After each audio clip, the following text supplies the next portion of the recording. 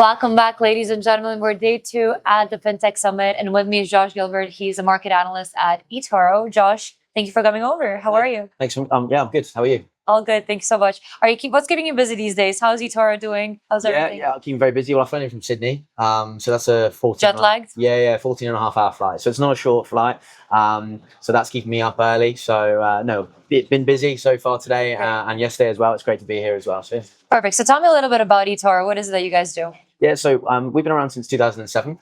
So we have had a mission to open up capital markets. So we have a social investment network. Essentially, we allow people to trade markets, to invest in markets, whether that's through commodities, through Forex, through stocks, or crypto. So we're all in one, we like to see it as. And yeah, we have that sort of social network. So essentially, rather than posting on Facebook, you sort of can post and talk to 35 million other users around the world about what's going on in capital markets. Right. What's your opinion on the whole market situation and the tariffs on? Look, I think that... What advice could you give to all those people out there that know nothing about it but are getting affected in a way? Yeah, look, I think that what we saw from Trump was a very aggressive first stance, and we felt that he wanted to sort of strong arm nations, have conversations, and we're now starting to see that. So we don't think we're out of the woods yet. It's just the way he does things. It is, exactly, right? So for the better, it's just... I think what we've seen from these conversations that he's having, he wants to sort of get what he wants. He's being aggressive. I think the biggest thing and the hardest thing is just the uncertainty. We just don't know what's going to happen next, right?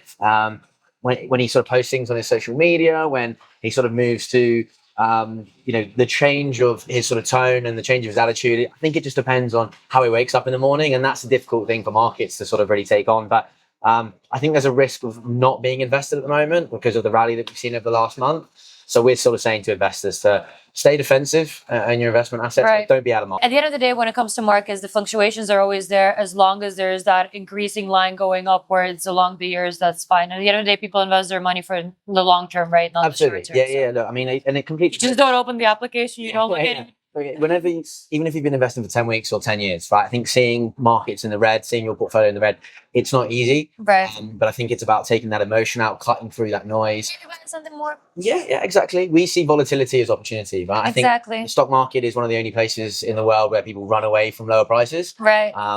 Black Friday, when your favorite things are going on sale, we're seeing the rush towards it. So, yeah, we do see market sell-offs and market pullbacks as the Black Friday of the stock market. So. Cool. Tell me a little bit about the Fintech Summit. Why do you like being here?